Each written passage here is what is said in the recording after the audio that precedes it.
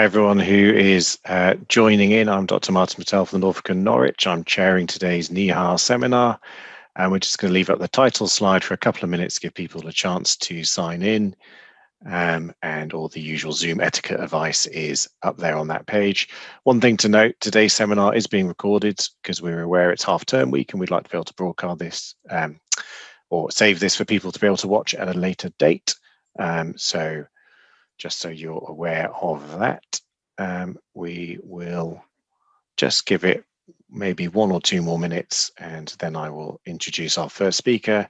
As ever, we have 2 talks today, and depending on your workload and attention span, you are more than welcome to join us and stay for the whole of today's content. Okay. And we're trying something new with all of our slide decks are loaded together. So I guess we're all going to have to pretend and do our best Chris Whitty impersonation and say, next slide, please, and see how that goes. So I think, Bianca, we could move on 1 slide. So I've already introduced myself, but just to mention that this is the 2nd seminar in a monthly seminar series, which is arranged by the new body NIHA, the Norwich Institute for Healthy Aging, which has a imperative to really speed up the translation of what is known that improves healthy aging for our local population and to promote research and translational research in that topic area. Next slide.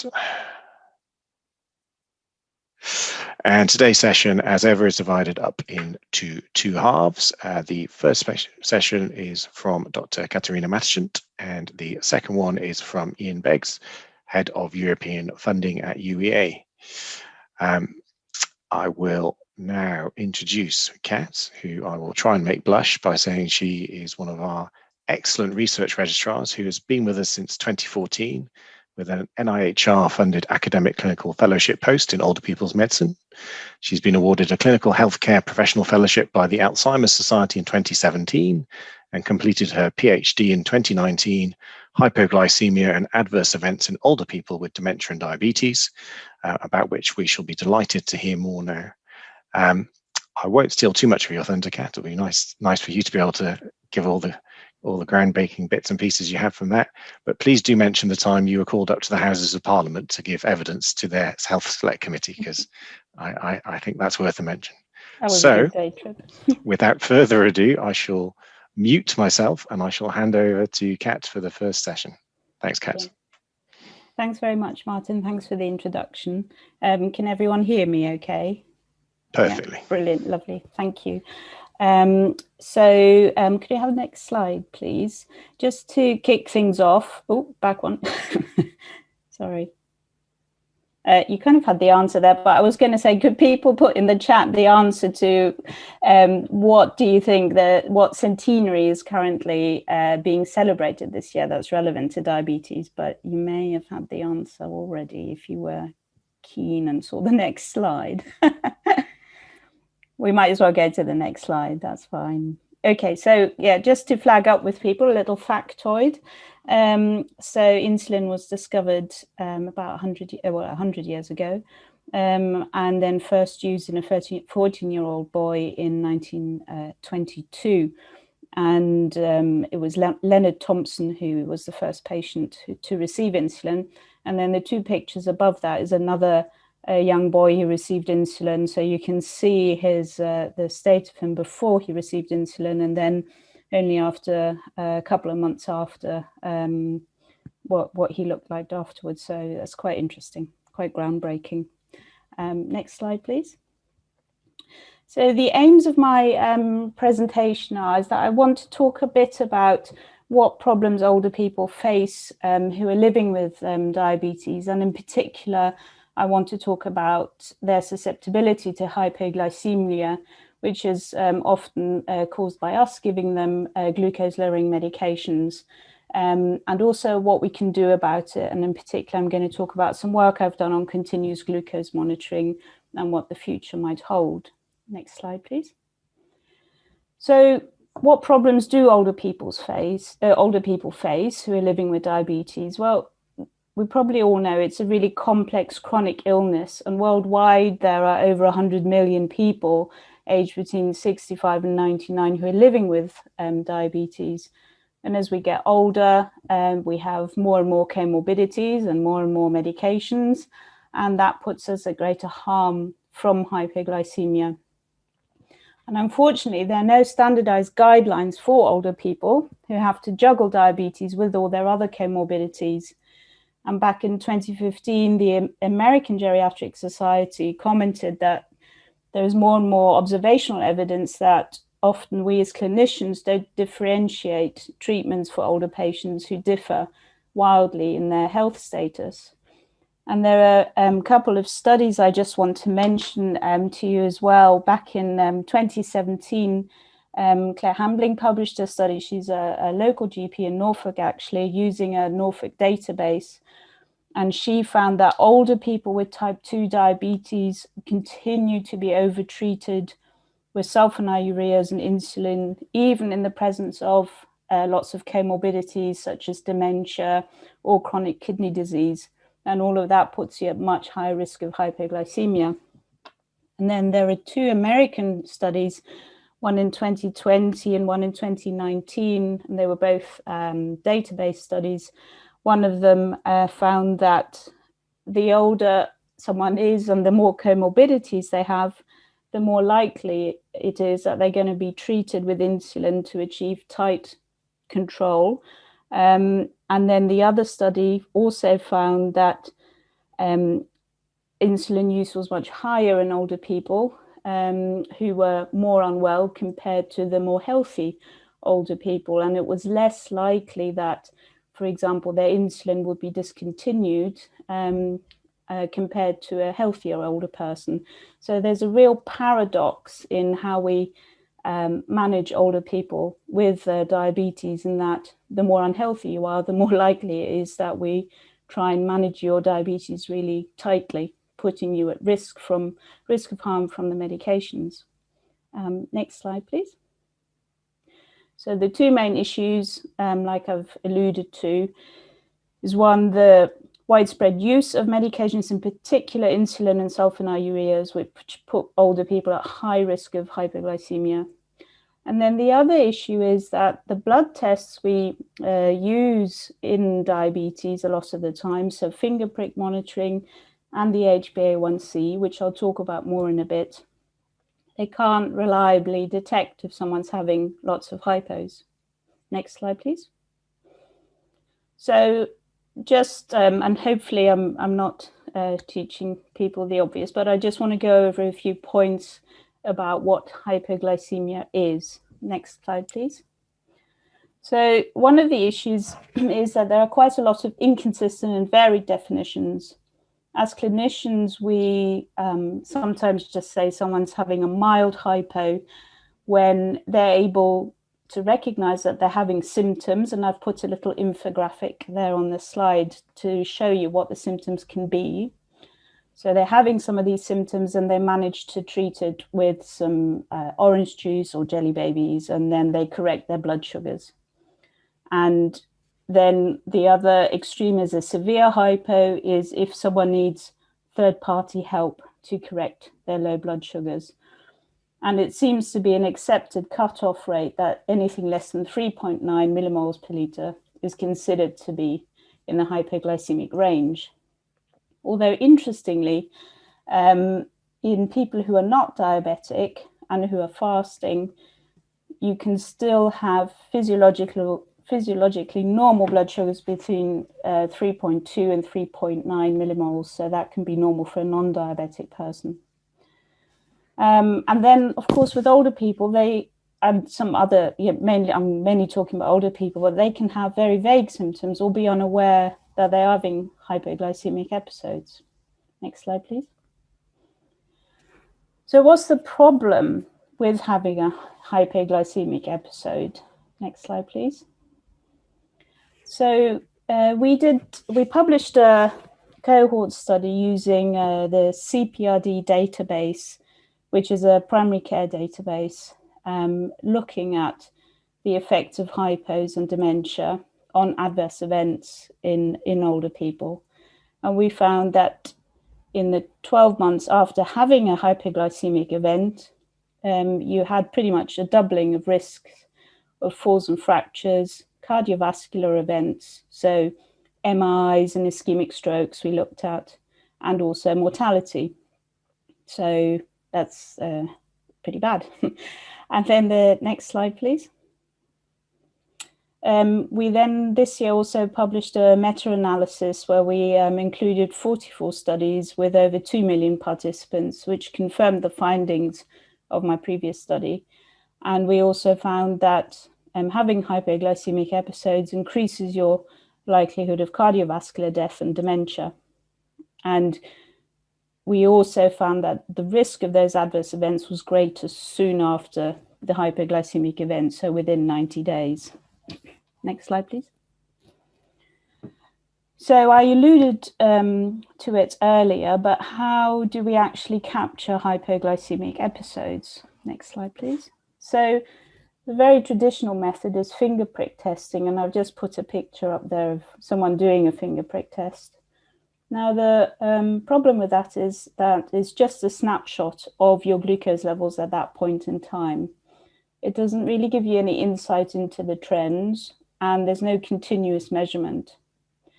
And a Cochrane review from 2012 also found that patients with type 2 diabetes who are not on insulin, that there's not really any evidence that finger prick testing affects their patient satisfaction, general well-being, or general health-related quality of life. The other thing to bear in mind in relation to older people is that they may have visual impairments or really bad arthritis in their hands and may not have the dexterity to get one of those small test strips out of a pot. And you can see the test strip just in that meter there. They're quite dinky, and to physically carry out the finger prick test, even if they were having symptoms, and they may not be. Next slide, please. Then the other measurement that we're quite keen on in diabetes is the HbA1c. So this is a blood test that gives you an average glucose value over the last 2 to 3 months. Again, this is a single snapshot. And for example, NICE recommends an HbA1c level of around 53 millimoles, it should be per liter, sorry, for type 2 diabetes. So what I've done here is I've put up an illustration which I find quite helpful. So these are 3 people, person A, B, and C. They've all got the same HbA1c of 53, which NICE recommends for their type 2 diabetes. But they've all got wildly varying glucose variability. So the red, or the top figure, the red area is when they're in the hypoglycemic range. The green area is when they're what's called in target. And the yellow area is where they're above the target. So if you look at on the table below, person C is 100% of the time in the green range, which is great. So that's wonderful.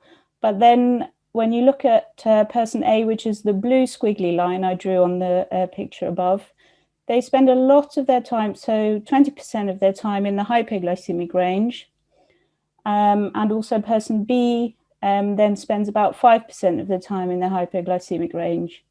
So this is just to show you that actually, just because 3 people have got the same HbA1c, it doesn't mean that their glucose levels are similar or steady in any way, shape, or form. And HbA1c is used, especially in younger and adults and children, to try and predict long-term complications. But this may be slightly controversial, but I feel that in older people, in your 80, 90-year-olds, do we really need to be able to predict long-term complications such as retinopathy in 10 years' time in someone who is very frail and on lots of other medications? Instead, I feel we should be focusing on avoiding hypoglycemia in this group. And from the work that I've done, we know that hypos are bad for these people. Next slide, please. So what can we do to better capture hypoglycemia? Next slide. So this is where continuous glucose monitoring comes into play. This is a newer way to capture glucose levels. It's been around for the last couple of decades, but it's come on in leaps and bounds over the last few years. So here you have a little sensor that sits just under the skin. So you can see that on the pictures, that you can have it on the back of your arm or on your tummy. And it measures interstitial glucose levels. Whereas with finger prick testing, you measure capillary glucose levels. A sensor lasts for around 10 to 14 days, and it continuously records your glucose levels for that period of time, day and night. The picture on the right, you can see Theresa May. She wears one of the devices that you can get. And the advantage with some of the devices is that they can transmit via Bluetooth the results to your smartphone, or you know, some older people have even Apple Watches, and give you the results continuously. And they can also set off alarms if you're starting to go low, for example, so you can take action before you do get into the hypoglycemic range. Next slide, please. And this is just an example of some of the data output that you can get, that you can download for free with such a device. So it shows you how much time you spend within range, in the low range or in the higher range. And at the bottom of the page, you can see day by day what your glucose levels are doing. And this is just a summary report. You can get daily reports, so really detailed information for each day and what you're doing for each of those days. Next slide, please. And in 2019, the Americans published an international consensus on clinical targets for continuous glucose monitoring. And they've recommended that older people should spend less than 15 minutes per day, so below 3.9 millimoles in the hypoglycemic range. And that's, you know, quite an important statement. Next slide, please. So the funding for continuous glucose monitoring in the NHS at the moment has been prioritized for patients with type 1 diabetes, and it doesn't, the current guidelines don't explicitly mention older people with type 2 on medications such as insulin or sulfonylureas, which carry a high risk of hypos and who may need carers support, maybe because they have dementia or other comorbidities. Next slide, please. So what I did recently is we carried out a feasibility study to try and establish whether older people with cognitive impairment can even tolerate wearing such a device, and whether we're able to get any, collect any data from them. And we managed to get 12 people to complete the study, and the mean age was 85, and 9 of those were insulin users, and 6 out of the 9 insulin users had recorded hypoglycemic events. And I've put for one of the participants, obviously anonymized, the summary sheet of some of the data, and you can see in the middle there, low glucose events had 4, average duration was over 400 minutes, and that all happened in the night between midnight and about 7 o'clock in the morning. And this person didn't have any symptoms from that. And we also conducted interviews with all of the participants, and it showed that they find wearing the device very acceptable, and that also the carers found it really helpful. So when you look at the consequences, the consequences bits in the table, one carer was saying that she felt happy and she felt safer. So she was the wife of someone who had dementia, has dementia, and often this person didn't understand that he needed his blood sugars checked. He was on insulin about 3 or 4 times a day, I think, and often drew away and, was resistant to having his glucose levels checked. So using a device where she could just see it on a separate reader was really helpful for her, and it reassured her. And all the participants thought that it is something that needs to be looked into more, and that it's progress and could help older people in the future. And the only drawback, people said, was the costs, because they couldn't get it on the NHS. Next slide, please. So what next? Next slide. So I've shown with my work so far that hypoglycemia in older people is associated with adverse events, and that older people can tolerate wearing a continuous glucose monitoring device to better capture hypoglycemic episodes, and that it was feasible to recruit them to trials using continuous glucose monitoring. And I feel that a significant mind shift is needed towards at least using continuous glucose monitoring intermittently in older people, because that's the only way we can reliably capture hypos. What we don't know at the moment, and what I'm working on currently, is what the effect of using intermittent continuous glucose monitoring is on improving safety of diabetes therapy for older people in UK primary care. So we need to work with GPs to find out whether they are able to and willing to work with the data that continuous glucose monitoring devices produce, and whether they are able to make different prescribing decisions based on that data.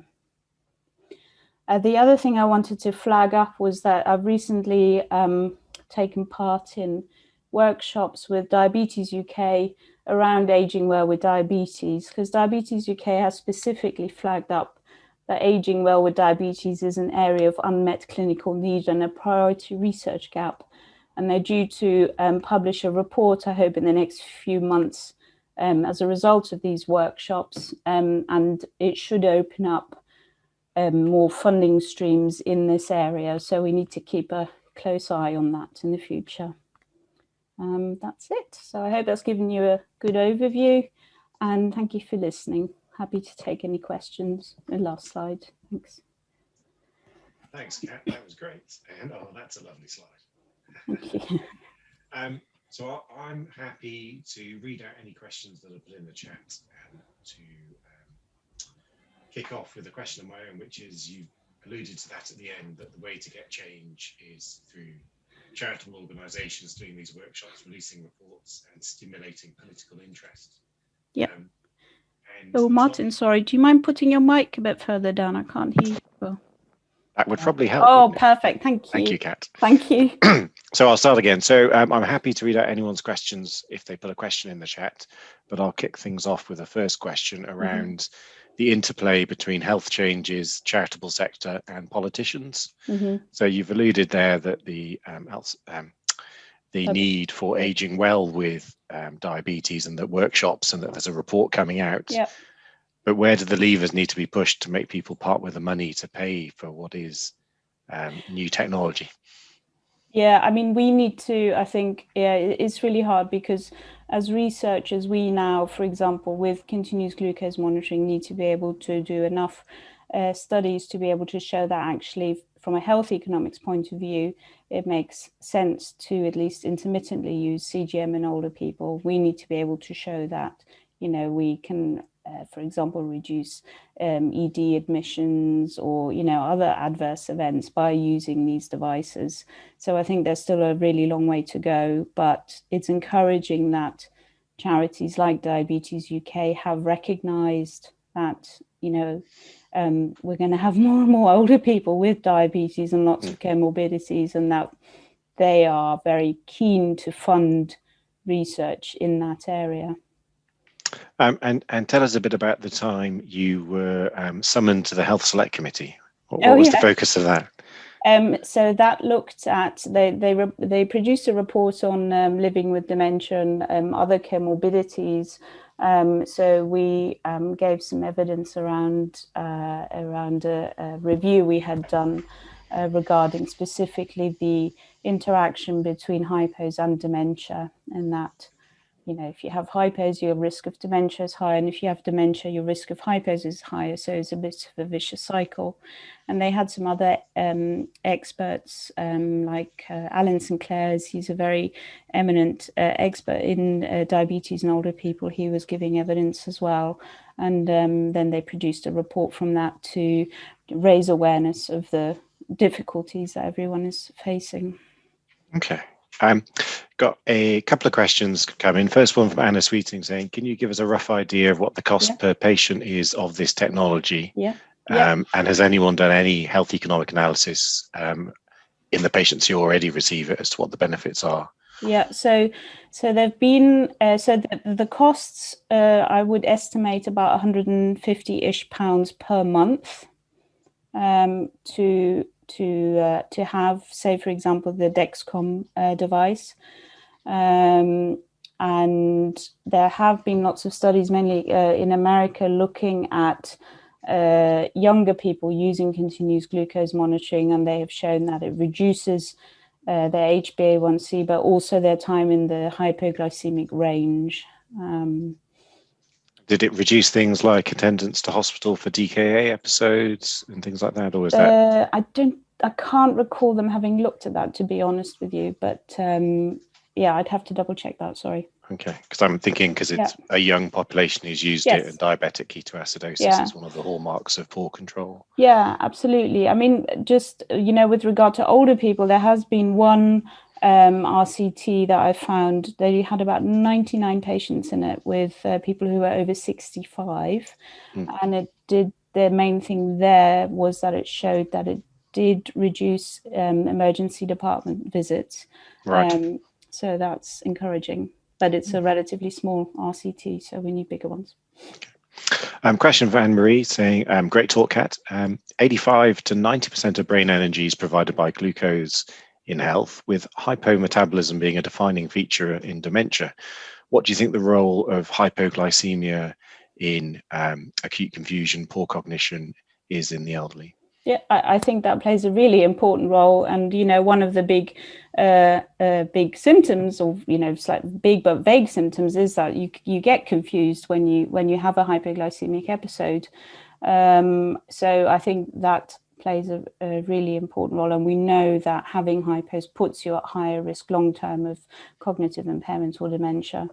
And actually one study I'm hoping to start soon, for which we've had some funding, is to use some CGM in older people who present with vague symptoms such as confusion or falls to OPED, for example, who are on insulin or sulfonylureas, and to see that once they're discharged, because they usually get discharged from ED really quickly, whether once they're back at home, we actually pick up that they're having lots of hypoglycemic episodes. So that'll be really interesting to see. I think that ties into a question I've just seen from Dr. Rebecca Wiseman, who I know you know, who's asking about the use of virtual wards, because that's something we're doing more commonly in the post-COVID era, the drive to have people home from hospital and monitored. So could that be a facility? You said you can download the data to your smartphone, but could it also come to your clinician? Yes, it can. You can share your data with clinics already, so clinicians can access glucose values remotely. So that, I think, is definitely a really good point, because the Alzheimer's Society is really keen on sort of virtual monitoring as well in people with dementia, and it may be another tool to enable people to be at home independently for longer. Question from James Bullion asking whether the conversation needs to be also had with our integrated care system, primary care, diabetes strategy group, about how they might wish to work with this model on a prevention approach, given it doesn't look hideously expensive. So is that sort of an area of research? The patients you recruited, where did you recruit them from? Were they the patients we recruited for the feasibility study? They were inpatients at the time, but the glucose readings took place when they were back at home. Okay, so it is seated in a sort of primary care arena. Yeah. Yeah. I mean, it's probably a leading question, but do you think our local primary care teams would be interested in this? I think they probably would. I've given a similar talk to a GP practice in North Norfolk, and they were really keen and interested. I think what the GPs did say was that it helps if you have a GP who has a specialist interest in diabetes, because there's a certain amount of, I don't know if fear is the right word, but uncertainty about adjusting things like insulin, even in hospital. If you're not used to adjusting insulin, you get a bit worried about it. So I think that needs to be explored a bit further with GPs. Okay. There's a comment from someone at the UEA saying there is a health economics consultancy at UEA who would be more than happy to help any charities, etc., wanting to demonstrate the importance of the technology. Great. And Thank you. they have also a couple of comments, one from Claire Aldous. Hi, Claire, saying, have you had any opportunity to link up your data with local primary or secondary care data /SUS? What is SUS, sorry? I was hoping you might know that. Sorry, Claire, what's SUS? So I think that might be System 1. Hi, Claire, yeah. SUS is secondary use services. Secondary use of services is kind of like an HES type data. Oh, I see. It gives you costs for hospitals. Okay, and HES is health episode statistics for those who don't know. Okay. Yeah. So that would help you greatly with working out the costs. Yes, I suppose. So the short answer is we haven't linked, and I would need to look into that a bit more as to how that comes back. Okay, so I'm actually working, I am a visiting researcher at UEA. I'm working with the Norwich Epidemiology Centre, and I've also met Anna Sweeting at the Health Economics Centre recently. Mm-hmm.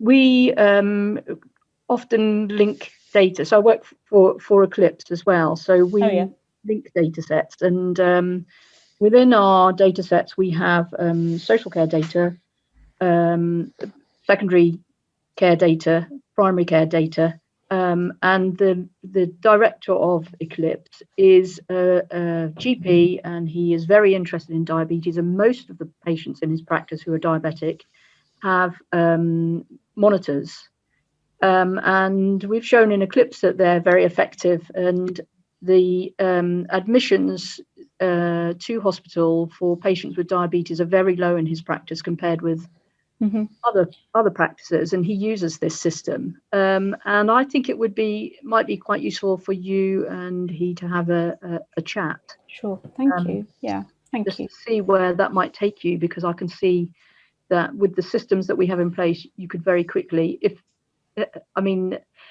linking data is quite difficult, but we have all the NHS digital assurances. So if you can identify your patients, it goes through a system where the NHS number is stripped off, and then it's can be linked anonymously. Cool, thank you. That's really helpful. Thank you. Primary care data. Thank you. I'm Claire, Kat. I'm happy to link you by email because I have both your email addresses. I have Claire's email. We have emailed each other in relation to other things before. Cool. Yeah. Okay, good to know. That's one of the whole points of this sort of seminar series is linking minds together. So thank you. Yeah, I think because it's so measurable using these Dexcom type technologies, it can be really helpful from the big data perspective. Yeah, absolutely. Data is everything. Well, not everything, but almost everything. Important. Indeed. Right. Well, that gets us to the bottom of the question list. There's just another comment from James Bullion again saying, happy to help promote within the integrated care system and help make any links with the diabetes leads if that would be helpful. So thank you, James. Again, a useful cross-pollination. We are running slightly ahead of time, but that's not necessarily a bad thing. I'll just throw you one last question, Kat, and give anyone else a chance to think of any last questions that I'll ask before we wrap up, which is how easy was it to recruit patients into this study? Because it's not easy. I think especially because if you approach patients in hospital, they're not at their best by definition. And those with those who didn't have capacity to consent, it was hard to get hold of personal consultees to try and discuss the study with and see whether they felt that that person might have been interested in doing the research. So I think there is definitely there are challenges there in recruitment, and you have to, you had some weeks where you didn't recruit anyone at all. So yeah. And looking to the future, do you think recruiting from primary care PIC sites, patient identification sites, or working with the care home cluster might be? I think we have to work with all of those. All of the above. Yeah, definitely. Yeah. Okay. Just remains me to say thank you very much for your talk. I think that was very useful and very much enjoyed by everyone. Thank you. And we will turn to part 2 of today's session. So Bianca, if we can move in, is there an interim slide? There is, thank you, Bianca. So gives me great pleasure to introduce our next speaker, Ian Beggs, who is the European Funding Manager over at the University of East Anglia. And he's going to give us an update on what is happening in the new horizons for funding opportunities. Ian, are you there?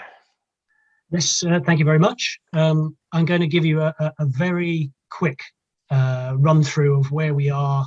If we move on to the next slide, with the EU framework programme, which is enormous. It's the biggest framework programme in the world, in Europe, and we are, from a timing perspective, in between 2 different programmes. We had Horizon 2020, which finished at the end of last year, and we are later this month going to see the rest of what's the next 7-year programme called Horizon Europe. The framework programmes always run for around 7 years. They started back in 1984. They run in parallel to the EU budget.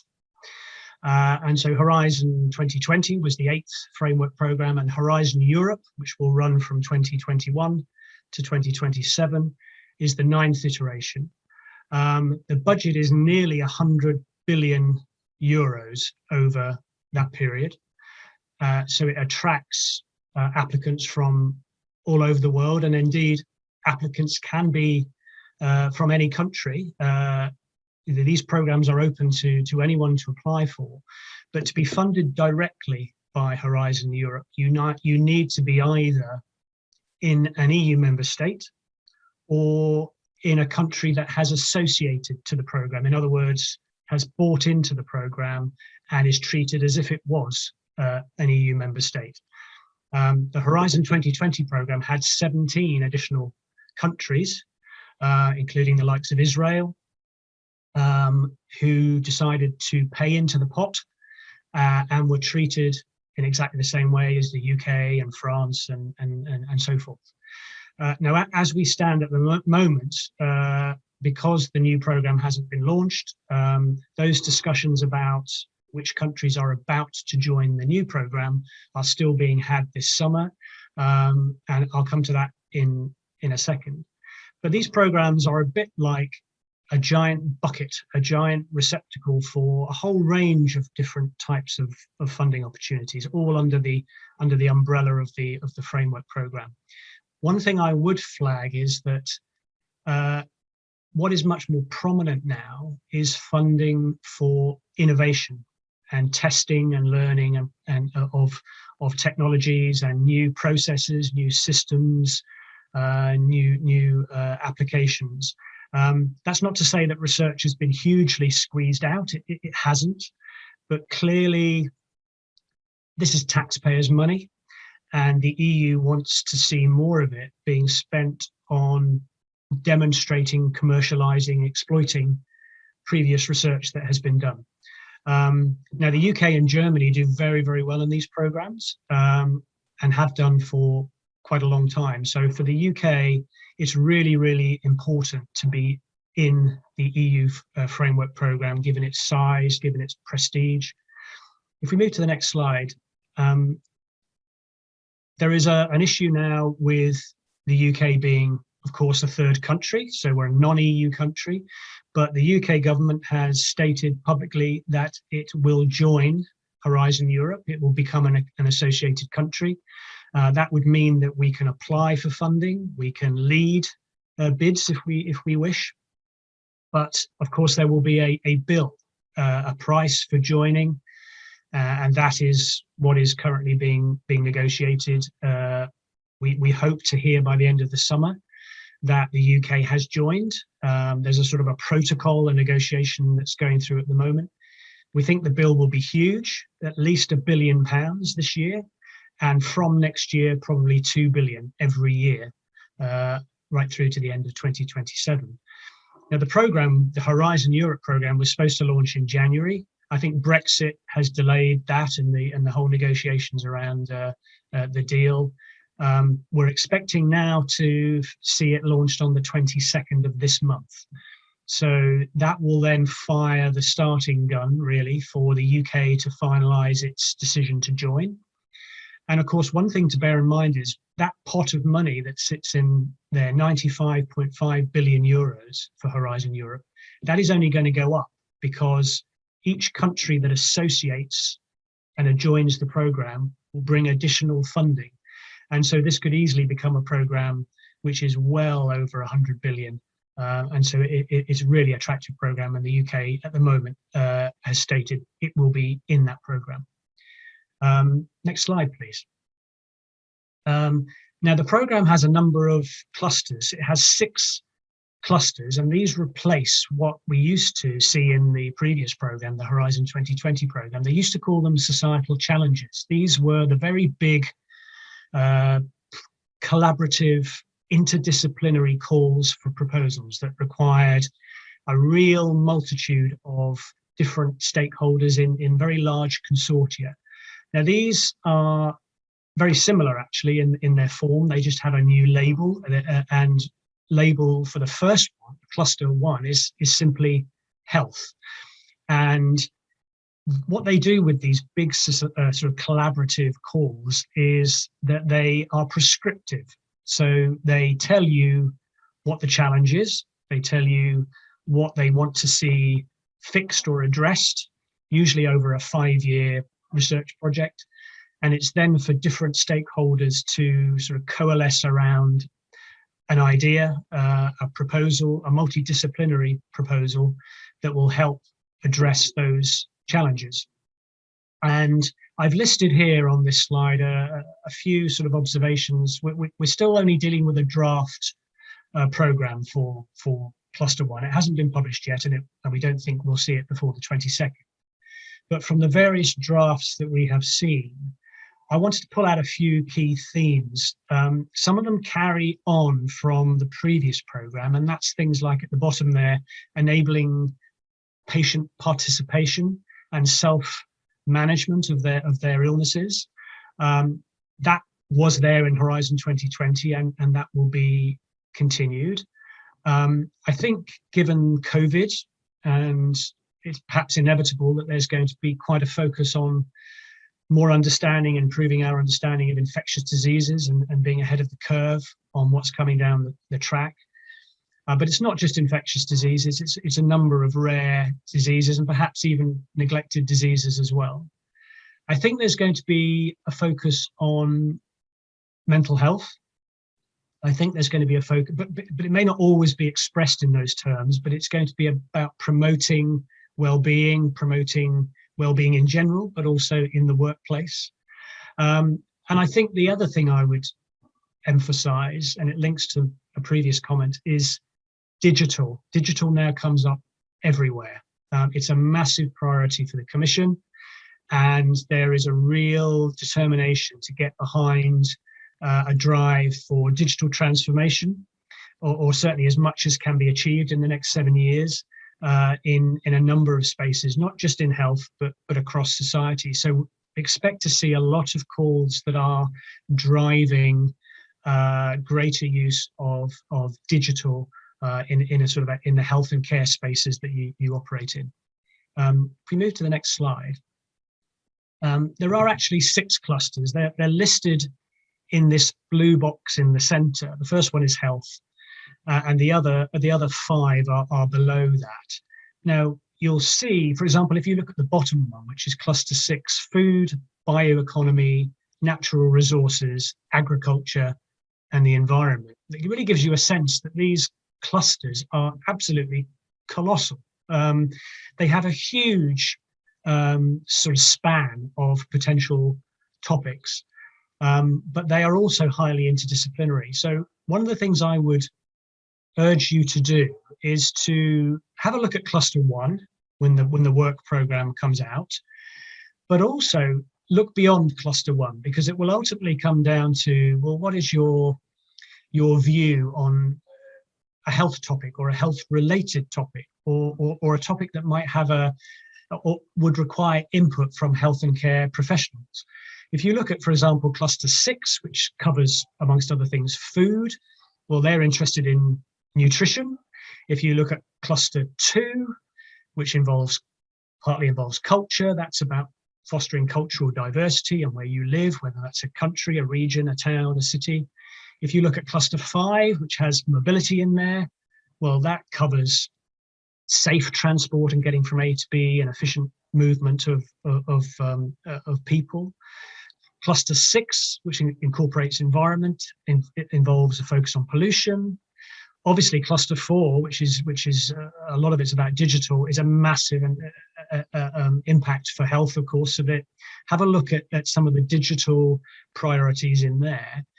And cluster 3, which partly involves security, touches on how to secure the safety of citizens in public spaces, the way they go about their daily lives, and also their safety and security online.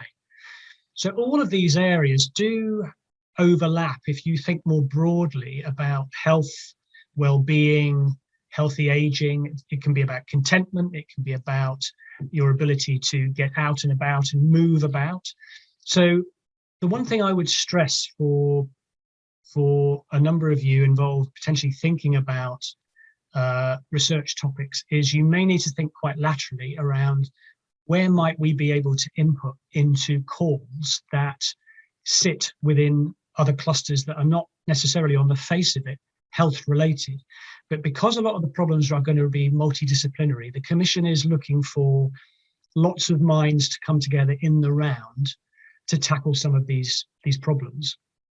A lot of them are going to require input from a range of, I believe, health and care professionals. If we move to the next slide, one of the useful things that exists on the European Commission's sort of portal, if you like, its entry gateway to the programme, is that, and the link actually is on the bottom of the slide, there is a really great search engine in there where if you go in and you tick the box to say the 2021 to 2027 programme, once these work programmes are all published on the 22nd of June, all of the calls that sit in those programmes, and there are hundreds and hundreds and hundreds of them, not just this year, but there'll be then hundreds and hundreds and hundreds next year, and then every year. If you go into the search engine and just key in, I've just keyed in health here as an illustrative indicator, but you can key in diabetes, you can key in all sorts of things. The great thing about the portal is it won't just look at the headline of a call, it will look at the core text. Now, each call that comes out will tell you what the scope of the problem is. They even set out the kind of individuals and the kind of academic fields that they're interested in hearing from as part of a proposal.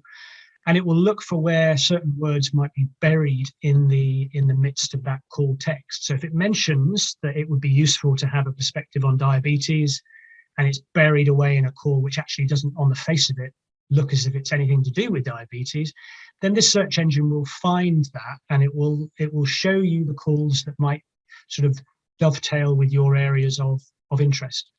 The other thing, and I haven't focused on it on today's presentations for the interest of time, but if you do find a call that you're really interested in, there is also a facility in the portal to flag to the outside world your interest in that call.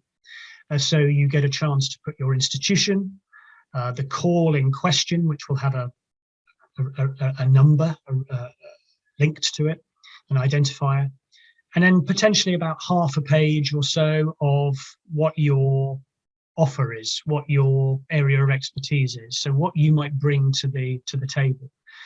Now, to give you an idea of how big some of these consortia could be, a lot of these calls are multi-million euro calls. They're big challenges requiring a lot of people to come together internationally. But that doesn't necessarily mean that you have to lead it.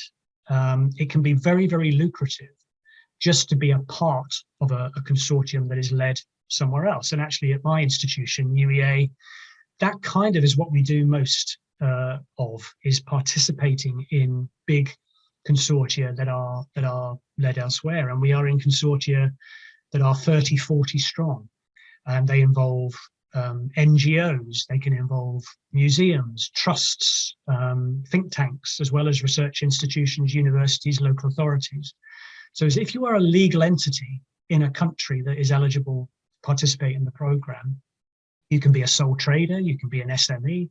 As long as you're a legal entity, you can contribute in a small or in a modest way to a very large consortium, and it can be very lucrative. We have some applicants who are involved in a tiny slice of a multi-million euro project, and it's been worth €500,000 to them, even though they only needed to complete 2 or 3 pages of a 100-page application form.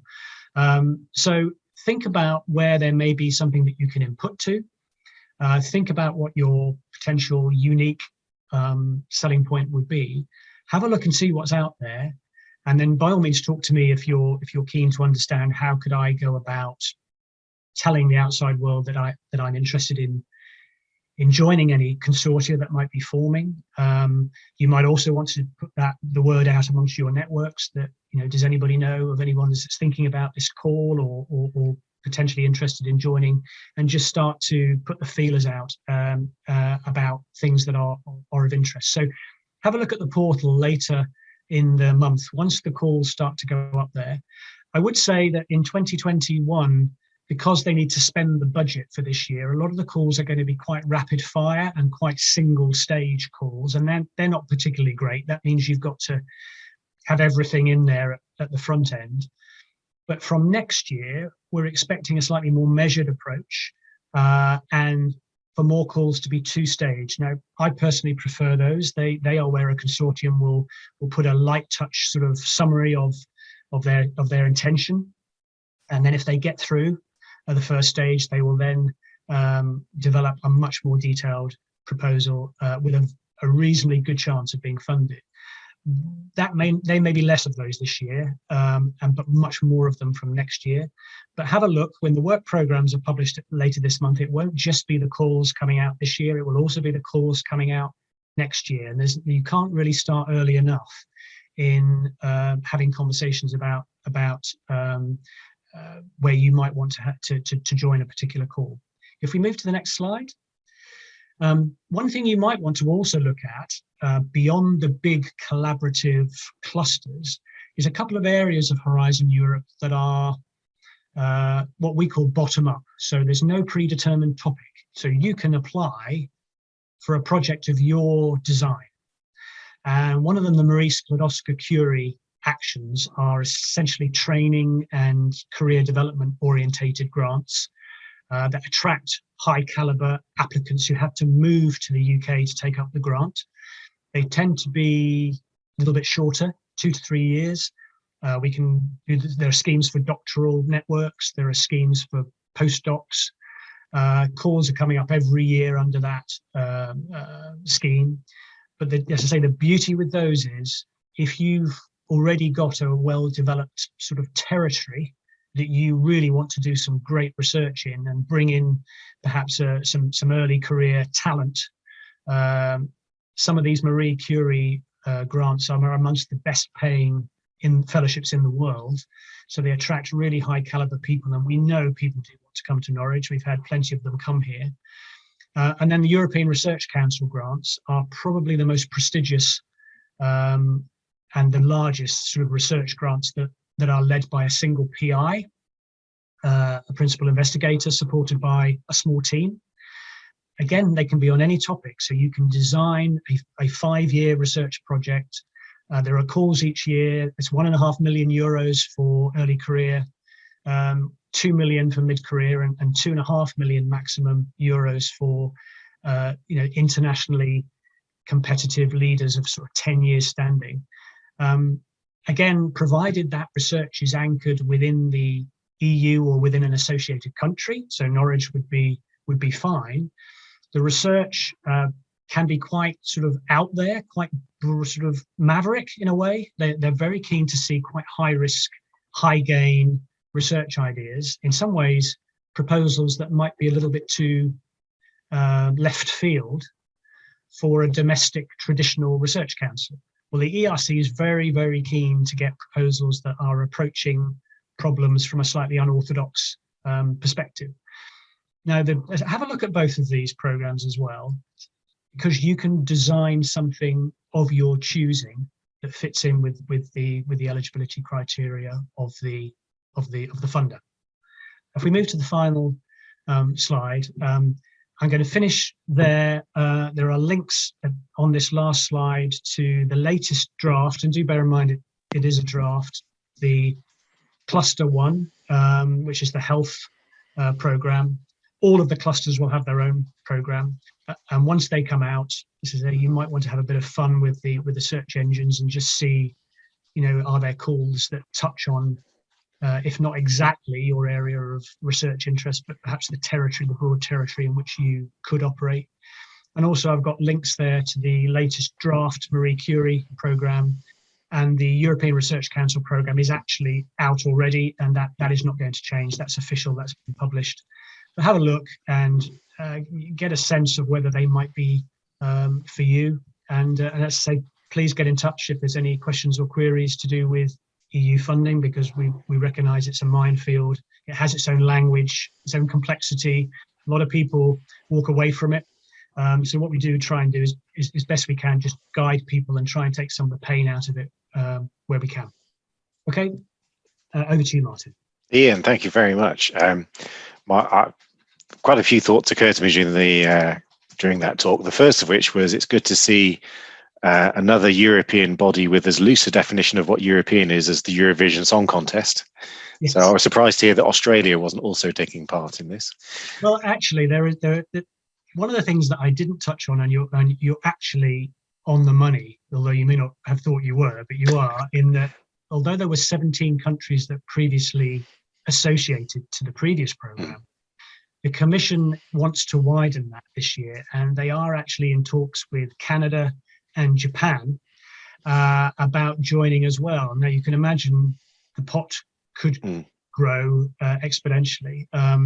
But yes, you're right. We do have a European program that is going to be increasingly accessible to partners in countries that haven't previously been part of the program.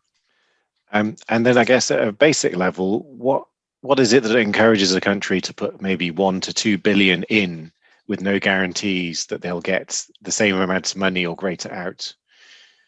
I think that's been the dilemma for the UK this time, and in the past, the UK has been what's called a net recipient of EU funding. We have got more out of the programme than we've got in. Now, the Commission is saying going forward that they're not really willing to tolerate that. That's been an area of some friction, I would say. Yeah. I would still expect the UK to be one of the top 2 performing countries. And one of the things I would say to reassure people is that since the referendum was held in, believe it or not, 5 years ago, can you believe that? In June 2016, we have not seen really any substantial evidence of any bias against the UK in the evaluation of proposals. And that's because it's a non-politicised process. The evaluators are themselves academics, researchers, and specialists. So a lot of results that have come out, even in the last sort of 12 to 18 months, are still showing the UK as being in the top 2 with Germany. So we are still winning grants. We're not seeing our share plummet. But I think part of the negotiation to joining the new program is going to be, how do we ensure we still are winning a very positive and ample share of the pot. But I would expect the UK still to do very well. I guess there are some non-tangible rewards, such as the ability to collaborate with partners. I think that might be quite an attractive, one of the more attractive prospects of getting involved in this. You mentioned that a lot of the successful calls are large consortia. Yes, I mean, one of the health-related calls was led by Paul Hunter in UEA. Yep. He's very often cropping up. You may have seen him on various news programs talking about COVID. But he led a project called Aqua Valens, which was 39 partners. So, and that was in the 7th framework program, a 5-year project. So they can be huge, and that is because a lot of the contributors. So, give you an example. If you're looking at an innovative product or service, the Commission will say, how do you know where that project's going to land? How do you know that service is needed? So they maybe would expect there to be market research and consumer research about how that project proposal, how that product or service is going to land with patients or with the public. They might want patient representative groups to be involved so that they can understand. They might expect there to be psychology experts contributing to, well, will people want to use this? Will people stick with this product or service? They might want to see legal brains involved in, does this contravene competition law? What's the intellectual property aspects of this? So you tend to see consortia and business schools actually have a huge role in various consortia in evidencing that something in the round would be successful. So a health consortia, health-related call could see so many different disciplines. And as you say, Martin, that opens the door, even on projects where the proposal is unsuccessful.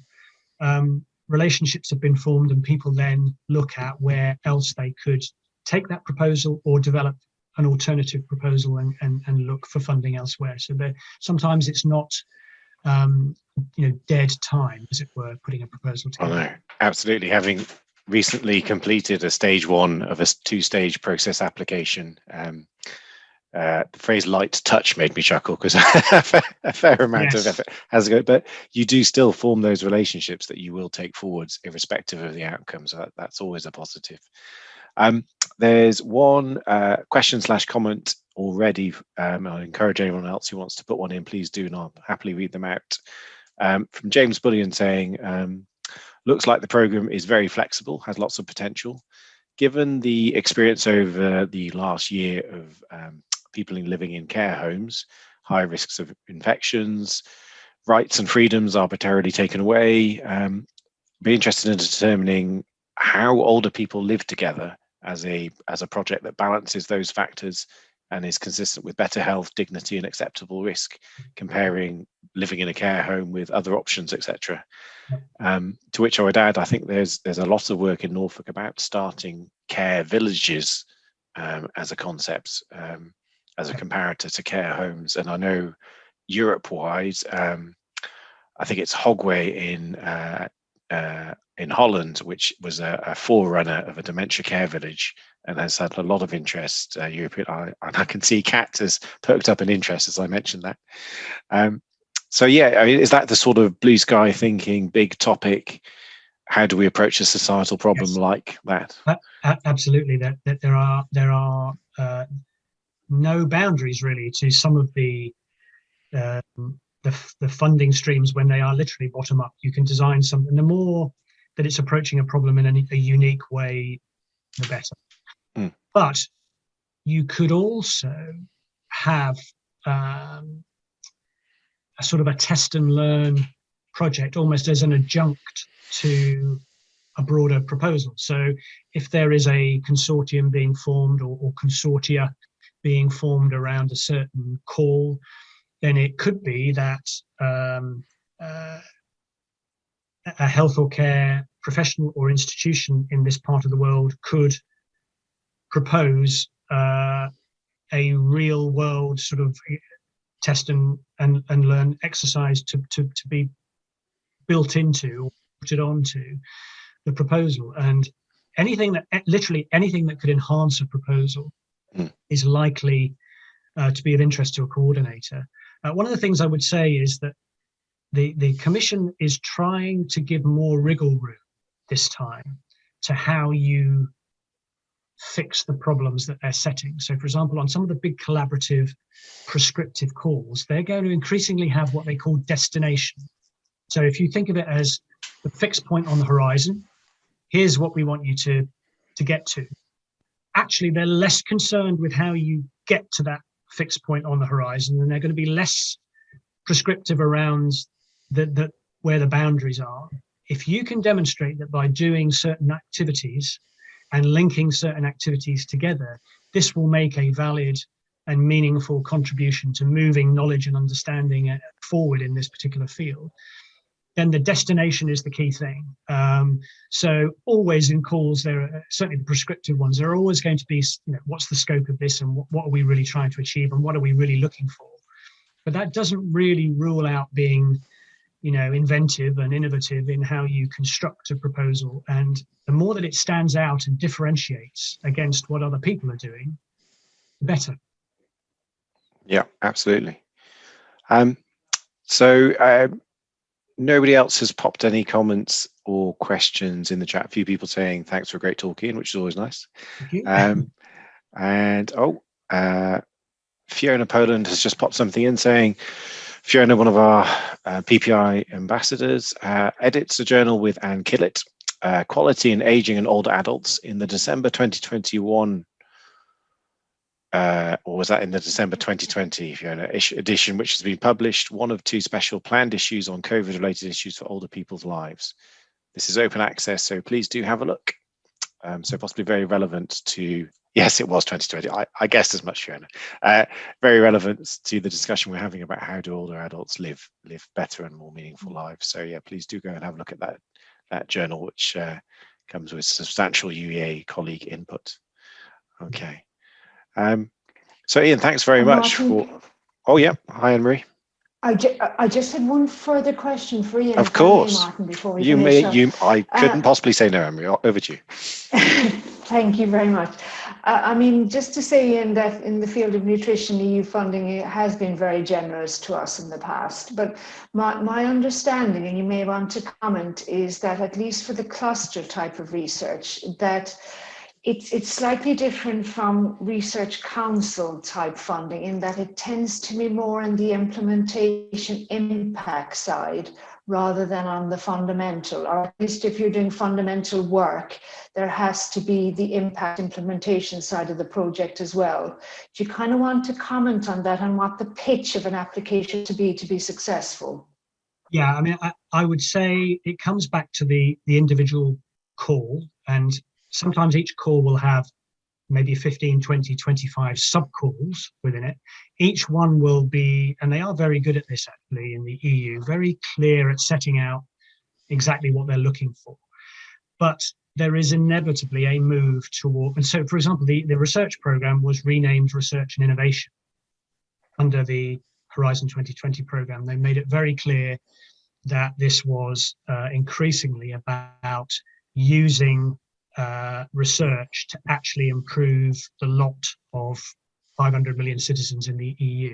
So they are trying to move away from research for research's sake and actually trying to drive real change on the ground.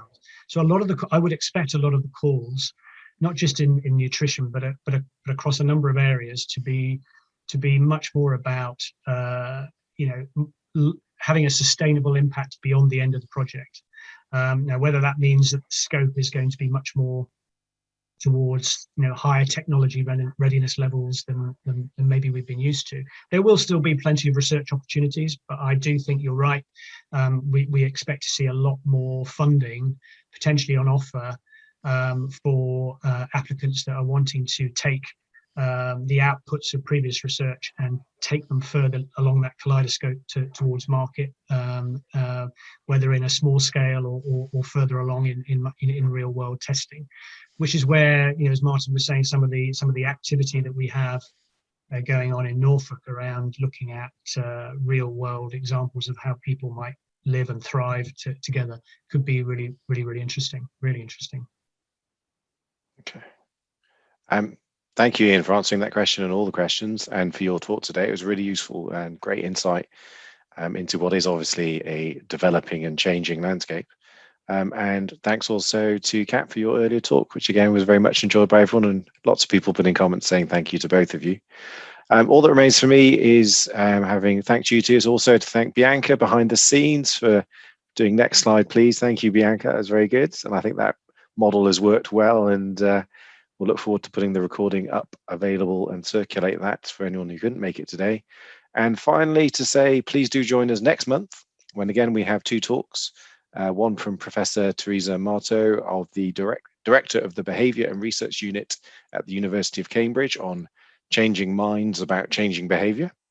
And then a second talk, which is also intriguingly titled, An Introduction into the World of Health Economics. So hopefully everyone will be able to join us for that.